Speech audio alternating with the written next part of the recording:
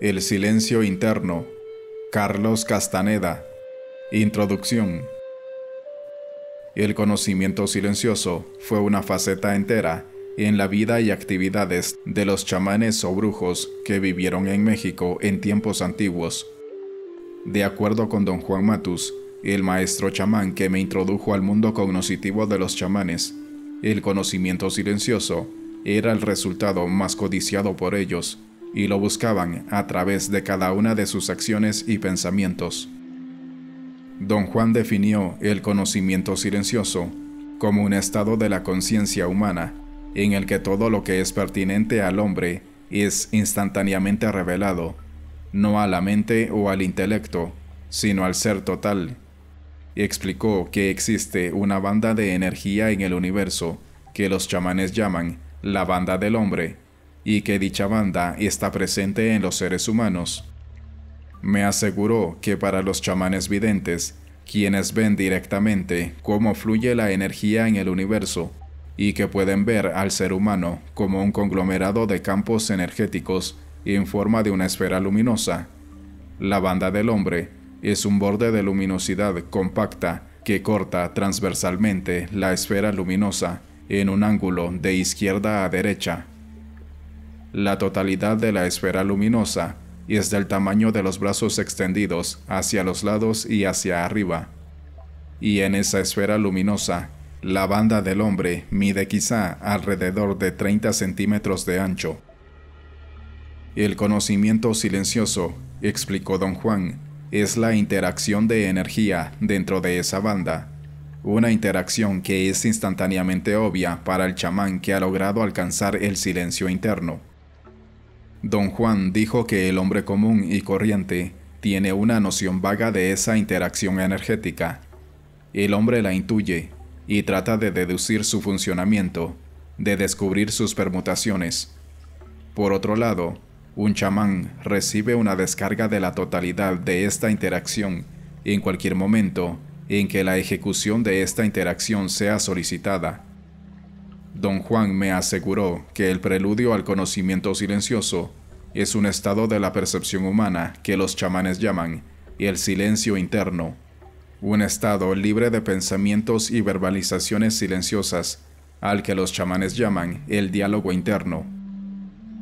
No importa cuánto se esforzó don Juan por hacerme comprender sus definiciones y explicaciones sobre el conocimiento silencioso, estas permanecieron siempre oscuras, misteriosas, inescrutables.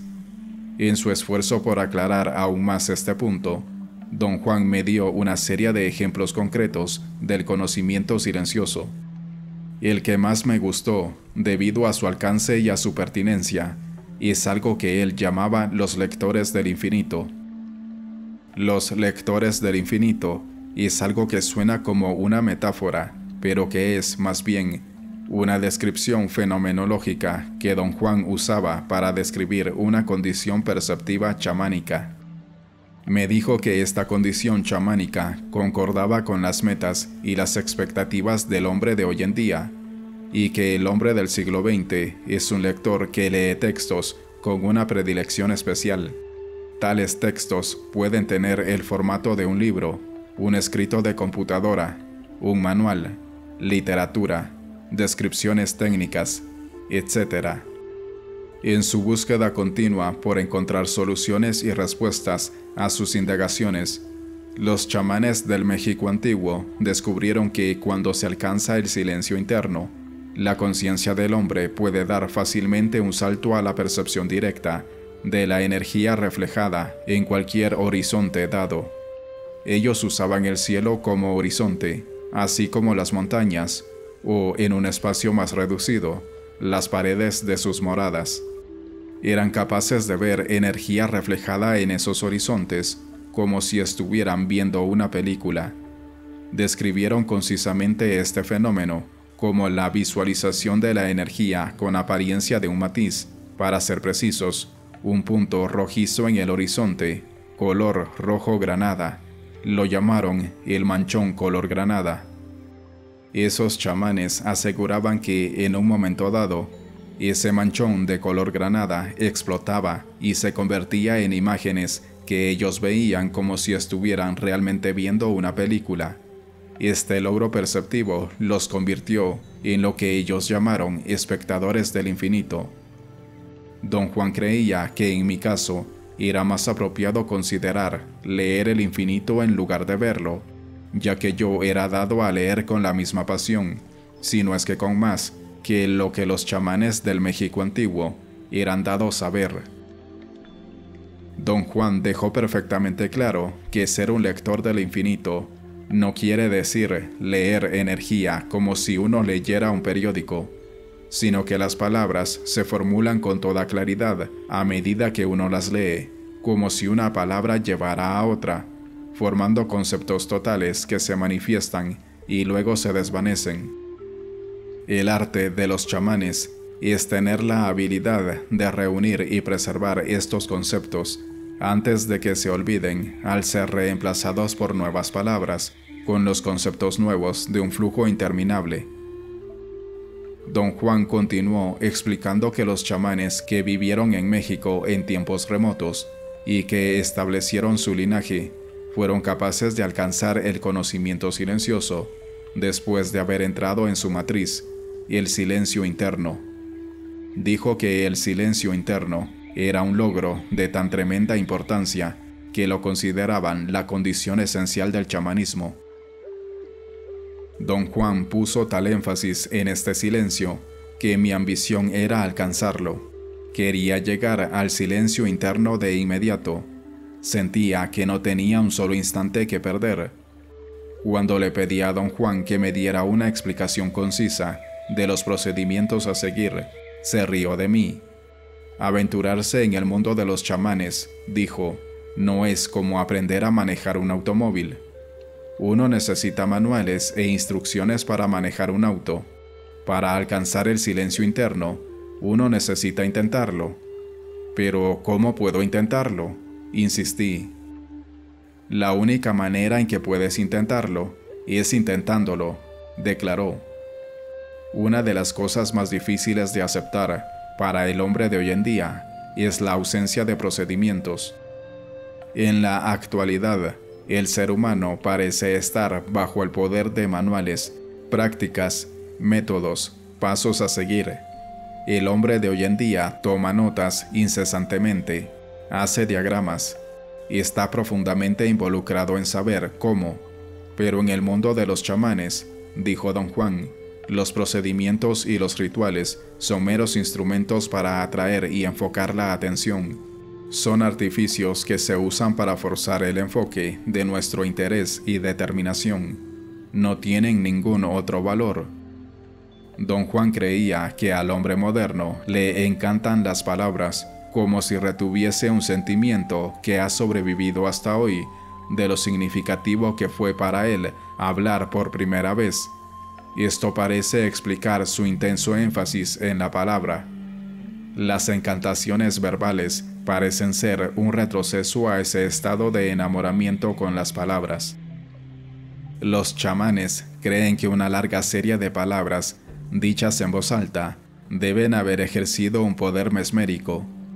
Debido a la fuerza de sus prácticas y de sus metas, los chamanes refutan el poder de la palabra. Se autodefinen como navegantes en el mar de lo desconocido.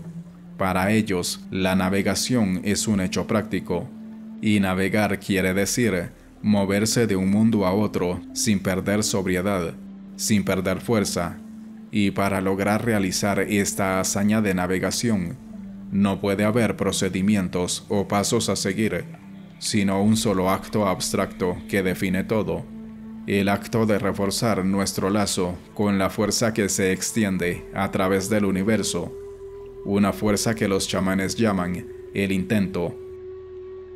Debido a que estamos vivos y conscientes, y estamos de por sí ya íntimamente relacionados con el intento, lo que necesitamos, de acuerdo con los chamanes, es hacer que ese lazo forme parte de nuestros actos conscientes, y ese acto de volvernos conscientes de nuestro lazo con el intento es otra forma de definir el conocimiento silencioso. En el curso del tiempo que pasé con Don Juan Matus, aprendí, sin embargo, una cosa con relación a los procedimientos y los métodos. Si existe algo que los seres humanos necesitan para poder alcanzar el conocimiento silencioso, es reforzar su bienestar, su claridad, su determinación. Para poder intentar, uno debe poseer destreza física y mental y un espíritu claro. De acuerdo con Don Juan, los chamanes del México antiguo pusieron un enorme énfasis en la destreza física y el bienestar mental, y este mismo énfasis prevalece en los chamanes de hoy en día. Fui capaz de corroborar la verdad de sus aseveraciones al observar a Don Juan y a sus 15 compañeros chamanes. Su soberbio estado de balance físico y mental era uno de los rasgos más obvios en ellos. La respuesta que Don Juan me dio cuando le pregunté directamente por qué los chamanes ponen tanto énfasis en el lado físico del hombre me sorprendió sobremanera. En aquellos años creía que el lado espiritual del hombre, un lado acerca de cuya existencia podía no estar completamente convencido, pero por lo menos estaba inclinado a considerarlo como una posibilidad. Para mí, Don Juan era un ser espiritual. Los chamanes no son en absoluto espirituales, dijo. Son seres sumamente prácticos. Sin embargo, es un hecho bien conocido que los chamanes, o los brujos, como les llaman, son generalmente considerados excéntricos o aún locos. Quizá eso sea lo que te hace pensar que son espirituales. Parecen locos porque siempre están tratando de explicar cosas que son inexplicables. Al tratar de hacer esto, pierden toda coherencia y dicen insensateces que, si se examinan desde el punto de vista de los chamanes, no son en absoluto insensateces, sino tentativas fútiles de dar explicaciones completas que no pueden completarse bajo ninguna circunstancia. Don Juan me dijo que esos chamanes del México antiguo descubrieron y desarrollaron un gran número de procedimientos para alcanzar bienestar físico y mental, procedimientos que llamaron pases mágicos. También comentó que el efecto de los pases mágicos fue tan abrumador para ellos que los pases se convirtieron, a través del tiempo, en uno de los componentes más importantes en sus vidas. Don Juan explicó que, dado como eran a comportamientos rituales, esos chamanes ocultaron rápidamente los pases mágicos en medio de ritos y velaron el acto de enseñarlos o practicarlos en gran sigilo. Me aseguró que estos rituales eran totalmente absurdos, pero que cuanto más idiotas, más grande era su capacidad de ocultar algo de tan tremendo valor. Cuando yo entré en el mundo de Don Juan, la enseñanza y la práctica de los pases mágicos eran tan secretas como lo habían sido siempre, pero ya no eran en exceso rituales. Lo que Don Juan comentó al respecto fue que los rituales habían perdido su ímpetu a medida que las nuevas generaciones de practicantes se interesaron más en la eficacia y funcionalidad. Me recomendó, sin embargo, que no debía hablar sobre los pases mágicos con ninguno de sus discípulos o con la gente en general, bajo ninguna circunstancia. La razón que me dio fue que los pases pertenecían exclusivamente a cada persona y que su efecto era tan avasallador que solo aquellos que habían tomado el camino del guerrero con verdadera seriedad podían practicarlos. Don Juan nos enseñó, a mí y a sus 3 discípulas, Taisha Avelar, Florinda Donner Grau y Carol Tiggs, un gran número de pases mágicos, pero junto con esta riqueza de conocimiento, también nos dio la certeza de que éramos los últimos miembros de su linaje. La aceptación de este legado implicaba automáticamente encontrar nuevas formas de diseminar el conocimiento de su linaje, debido a que su continuación ya no era el objetivo. Necesito aclarar un punto de suma importancia al respecto. Don Juan Matus no se interesó jamás en enseñar su conocimiento. Él estaba interesado en perpetuar su linaje. Nosotros, sus 4 discípulos, éramos los elementos, los medios escogidos, dijo, por el Espíritu mismo, ya que él no había participado de manera activa en ello, que iban a asegurar su perpetuación. Por esta razón hizo esfuerzos titánicos para enseñarnos todo lo que sabía acerca del chamanismo o la brujería y acerca del desarrollo de su linaje. En el curso de su enseñanza, se dio cuenta de que mi configuración energética era, de acuerdo con él, tan diferente de la suya que eso no podía tener ningún otro significado excepto el fin de su línea. Le dije que me molestaba sobremanera su interpretación de cualquier diferencia invisible que pudiese existir entre nosotros. No me gustaba cargar con el peso de ser el último de su línea, ni tampoco comprendía su razonamiento. Aunque parece que los chamanes no hacen nada más que tomar decisiones, en realidad no toman ninguna, explicó. Lo único que tienen son sus descubrimientos. Yo no decidí escogerte, y tampoco decidí que fueras de la manera que eres, ya que yo no podía escoger a quién impartir mi conocimiento. Tuve que aceptar a quien el espíritu me ofrecía, y esa persona fuiste tú, y tú eres energéticamente capaz solo de terminar, no de continuar. Dijo que la terminación de su linaje no tenía nada que ver con él o sus esfuerzos, o con su éxito o fracaso como un chamán en búsqueda de la libertad total. Lo comprendía como algo que tenía que ver con una elección que provenía de un nivel más allá del nivel humano, una elección que no fue tomada por seres o entidades, sino por las fuerzas impersonales del universo. En un acuerdo unánime, las 3 discípulas de Don Juan y yo aceptamos lo que él llamó nuestro destino. El aceptarlo nos puso cara a cara con otro asunto, al cual él se refería como cerrar la puerta detrás de nosotros, es decir, asumimos la responsabilidad de decidir exactamente qué hacer con todo lo que Don Juan nos enseñó y hacerlo impecablemente. Antes que nada, nos planteamos la pregunta crucial de qué hacer con los pases mágicos, la faceta más práctica y funcional del conocimiento de Don Juan. Decidimos usar los pases mágicos y enseñárselos a quien quisiera aprenderlos. Nuestra decisión de acabar con el sigilo que los rodeaba por un periodo de tiempo indeterminado fue, naturalmente, el corolario de nuestra convicción total de que, en realidad, somos el final del linaje de Don Juan. Se volvió inconcebible para nosotros cargar con secretos que ni siquiera son nuestros. Encubrir los pases mágicos con secretos no fue nuestra decisión. Sin embargo, es nuestra decisión terminar con esa condición. Nosotros 4 nos dedicamos entonces a amalgamar las 4 líneas diferentes de pases que nos fueron enseñados a cada uno de forma separada e individualmente, de acuerdo con nuestra constitución física y mental particular. Tratamos de crear una forma genérica de cada movimiento, una forma adecuada para todos. Esta amalgama dio como resultado una configuración de formas ligeramente modificadas de cada uno de los pases que nos enseñaron. Y hemos llamado a esta nueva configuración tensegridad, un término que pertenece a la arquitectura y significa la propiedad de armazones que emplean miembros de tensión continua y miembros de compresión discontinua, de tal manera que cada miembro opera con máxima eficiencia y economía.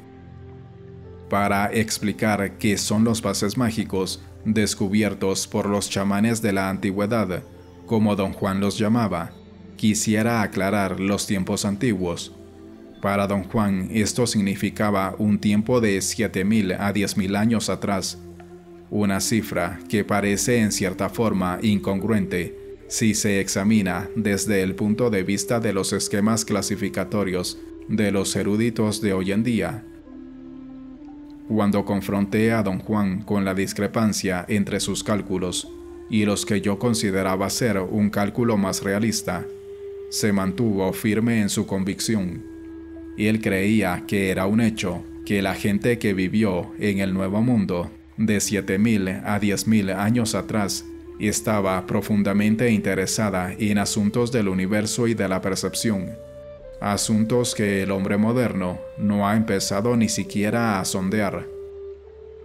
Independientemente de nuestras diferentes opiniones, el sigilo que rodeó los pases mágicos durante eras y el efecto directo que estos ejercieron sobre mí han tenido una profunda influencia en la manera como los trato.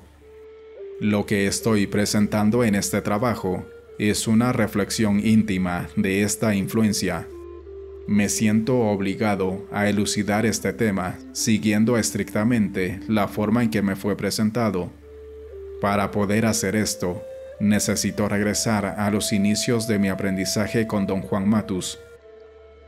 Comenzó haciendo comentarios sobre la habilidad física de los chamanes de la antigüedad. Recalcó incesantemente la necesidad de poseer un cuerpo flexible, ágil. Promovía su elasticidad y fuerza como el medio más seguro para alcanzar el mayor logro en la vida de un chamán y el conocimiento silencioso. La sensatez y la habilidad física eran las dos cosas más importantes en la vida de esos hombres y mujeres, reiteró en una ocasión. La sobriedad y el pragmatismo son los dos únicos requisitos indispensables para alcanzar el conocimiento silencioso, para entrar en otros reinos de percepción. Para navegar de manera genuina en lo desconocido se necesita una actitud de osadía, pero no de descuido. Para establecer un balance entre la audacia y el descuido, un chamán tiene que ser extremadamente sobrio, cauteloso, hábil y estar en una soberbia condición física. Don Juan decía que había 5 asuntos en la vida de esos chamanes, alrededor de los cuales giraba su búsqueda del conocimiento silencioso. Estos 5 temas eran: 1. Los pases mágicos. 2. El centro energético en el cuerpo humano, llamado el centro de decisiones. 3.